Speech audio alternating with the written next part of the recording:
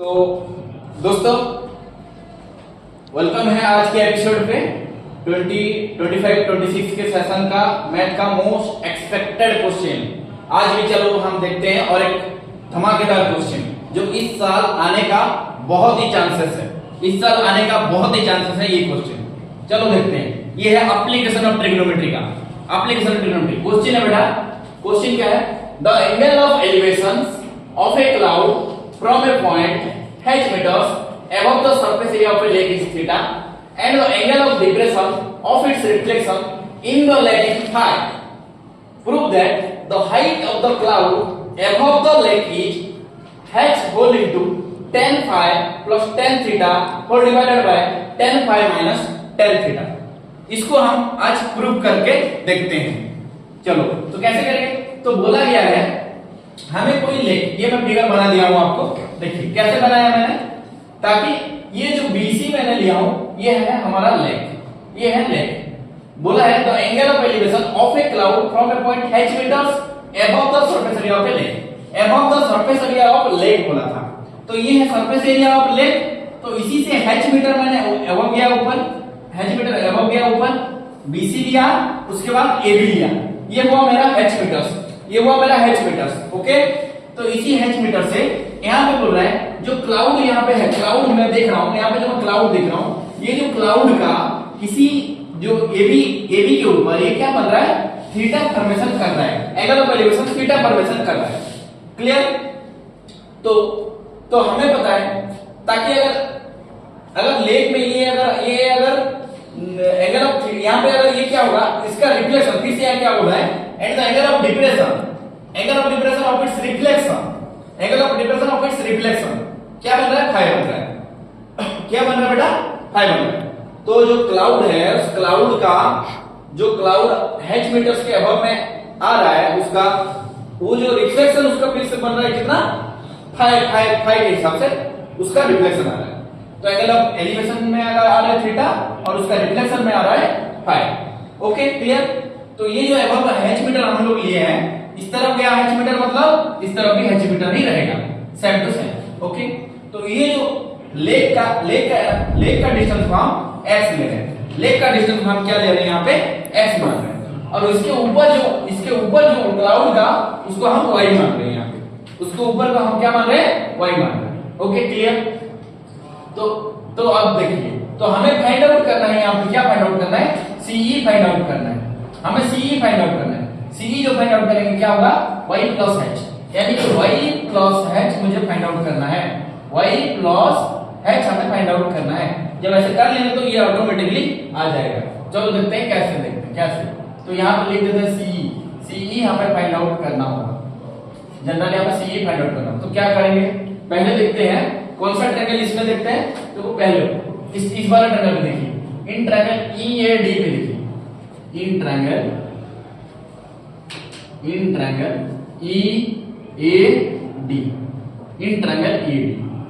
Triangle EAD। जब भी application trigonometry आप लोग को आएगा तभी बस राइट एंगल ट्रायंगल में ही जाना, बस tan थीटा डालना, तो साइन cos कुछ भी डाल के अगर वहां पे आप कुछ भी नहीं आ रहा तो ऐसे पुट अप करके देख लो, आ जाएगा, रिलेशन बन गया तो आप आंसर निकाल पाओगे इजीली। तो देखिए इन ट्रायंगल EAD पे मैं देख रहा हूं, तो यहाँ पे थीटा है, तो मैं यहाँ पे क्या ले रहा हूं? tan थीटा ले रहा हूं, tan थीटा। और tan थीटा है क्या? P बाय B मतलब यहाँ पे P कौन हुआ? Y हुआ, मतलब ED, यानी कि ED बाय क्या होगा? बेस उसका AD बनेगा। क्या होगा बेटा? AD बनेगा। So tan theta ED equal to Y and AD equal to क्या? AD इक्वल टू क्या बना यहाँ पे? X। AD इक्वल टू क्या बना? X।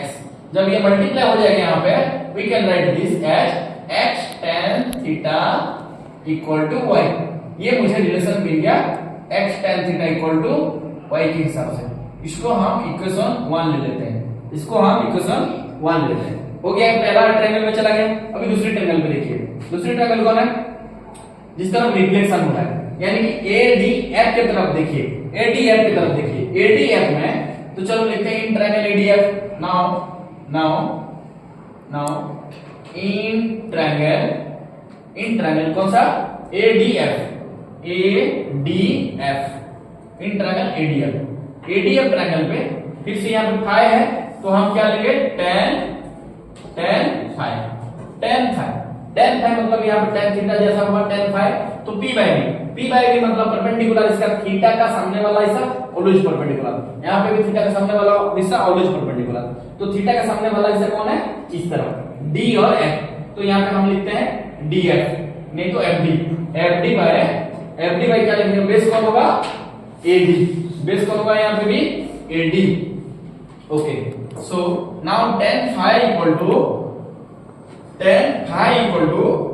FD आपका क्या होगा यहाँ पे CD और FC में क्या होगा, तो CD में तो आपका H है और ये Y प्लस H, यानी कि H plus Y plus H equal to Y plus 2H you are getting है, तो Y प्लस H और H आपको मिल गया यहाँ पे इक्वल टू AD जो बना आपका X। ओके इसको आप और लिख सकते हो Y प्लस डायरेक्ट 2H लिख देते हैं, क्या लिखते हैं Y plus 2H bye X। अब इसको क्रॉस मल्टीप्लाई कर दो यहाँ पे तो क्या होगा x tan phi equal to y plus 2h x tan phi equal to y plus 2h, ये मुझे रिलेशन मिल गया ओके। अब जो वहां पे मुझे इक्वेशन हम बनाए थे वहां पे y का रिलेशन लाए थे, इस y का रिलेशन जो x tan थीटा है इसको हम यहाँ पे पुट अप कर देते हैं इक्वेशन 2 पे put equation 1 put the value of y in equation 2, यहाँ पे लिखते हैं put the value of y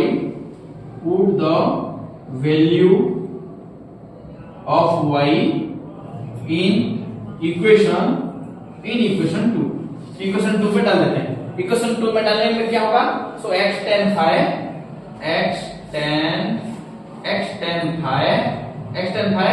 और यहाँ पे इस तरफ y के प्लस में क्या x tan थीटा प्लस में क्या है x tan थीटा प्लस में 2h है, प्लस में 2h हो गया। अब हम इसको वेरिएबल एक तरफ x वाला वेरिएबल एक तरफ कर देते हैं, x वाला वेरिएबल को एक तरफ कर देते हैं, मतलब क्या होगा देखिए x वाला वेरिएबल को एक तरफ कर देते हैं मतलब क्या होगा, इस तरफ है x tan phi और ये जो x tan थीटा इस तरफ आ गया मतलब माइनस हो जाएगा x tan थीटा माइनस हो गया x tan theta okay equal to 2h equal to क्या बनेगा ट्वाइस ऑफ h। ओके यहाँ पे बन गया इतना। उसके बाद क्या करता हूं मैंने यहाँ पे x को कॉमन ले लेता हूं, यानी कि x कॉमन जाने के बाद क्या होगा, यहाँ पे tan phi minus tan theta equal to 2h हो गया। अब देखिए x निकाल देते हैं, यहाँ पे x निकाल देते मतलब क्या होगा x equal to 2h divided by ये जो है हमारा होगा यहाँ पे tan phi minus tan theta. Okay यहाँ पे मुझे x का वैल्यू मिल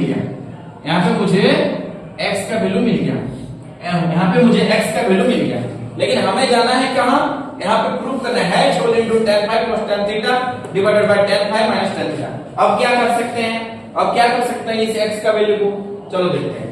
x का वैल्यू जो यहाँ पे आया 2h divided by tan phi minus tan theta, इसको हम क्या करते हैं और एक बार हम एक काम करते हैं इस इक्वेशन y पे डाल देते हैं क्या, ताकि हमें x का वैल्यू मिल गया, यहाँ पे x का वैल्यू मिल गया, x का वैल्यू को वहां पे डाल देते हैं, तो x का वैल्यू अगर put the value of x now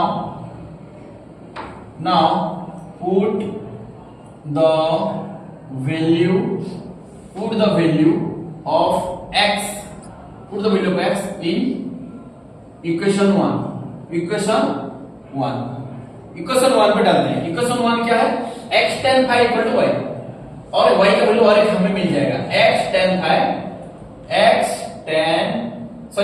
theta, यहाँ पे x tan theta equal to y, और ऐसे ही हमें y का वैल्यू चाहिए अच्छे से, ताकि यहाँ का y और h को ऐड करने पे हमें मिलेगा वो c का हाइट। तो देखते हैं x tan theta equal to y, so x tan theta equal to y जब हुआ x का वैल्यू क्या है बेटा 2h divided by tan phi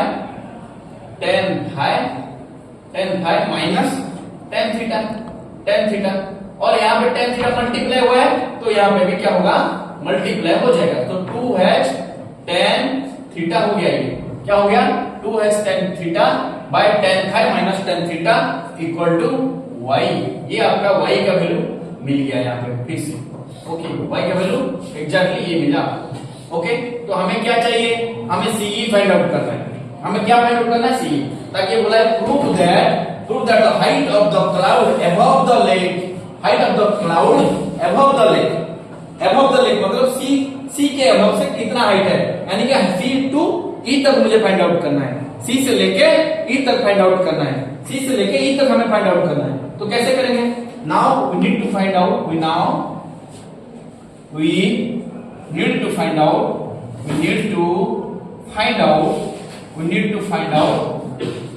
out CE.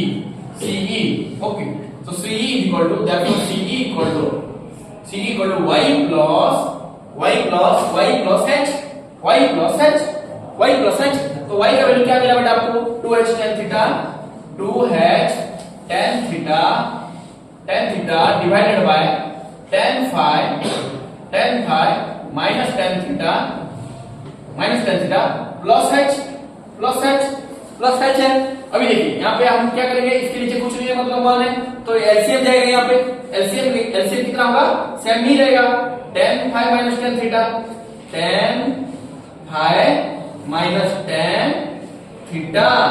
Okay, अब इसको यहाँ पे डिवाइड करो तो 1 आएगा, इसको 1 में मल्टीप्लाई करो तो इसी वैल्यू आएगा। तो 2h tan थीटा प्लस क्या होगा, इसको 1 में मल्टीप्लाई करो तो यही वैल्यू आएगा, और इसके साथ मल्टीप्लाई करोगे तो क्या होगा, h into tan phi minus tan theta, h whole into tan phi minus tan theta. अब इसको मल्टीप्लाई कर दो, यहाँ पे मल्टीप्लाई करेंगे तो क्या होगा, देखिए 2h tan theta plus h tan phi minus h tan theta divided by कितना हुआ, tan phi minus tan theta, तो देखिए यहाँ पे 2h tan थीटा और h tan थीटा चला गया, मतलब एक h tan यहाँ पे है, तो यहाँ पे प्लस h tan थीटा हुआ, तो इसको h tan फाई इसको लिख रहा हूं, और इससे इसको और इसको माइनस करने से क्या होगा, माइनस करने से h tan थीटा प्लस रहेगा, प्लस में पॉजिटिव में देखो तो क्या होगा, तो h tan theta divided by tan phi minus tan theta हो गया। अब देखिए यहाँ पे h को कॉमन ले लीजिए, तो h को कॉमन लेने के बाद क्या होगा, ये tan phi plus tan theta divided by tan phi minus tan theta. Okay, thank you. अब देखिए यहाँ पे प्रूफ हो गया, हमारा जो रिक्वायर्ड था C का वैल्यू ये है, किसका वैल्यू बेटा, C का वैल्यू जो कि अबव द क्लाउड है। और यहाँ पे क्वेश्चन हमें ये रिलेशन ही पूछा था कि अबव द क्लाउड में जो हाइट है, हमें क्या हाइट है, हाइट क्या है, CE है। तो इसको क्या करेंगे, y प्लस h जब हम निकाल दिए यहाँ पे, वो हमें रिलेशन मिल गया h into tan phi plus tan theta divided by tan phi minus tan theta. मैं और एक बार शॉर्टकट में आपको बता रहा हूँ, देखिए अगर किसी को समझ में नहीं आया है तो और एक बार अच्छे से देखिए, अगर समझ में नहीं आया है तो अच्छे से देखिए, एक बार शॉर्टकट में बता रहा हूँ।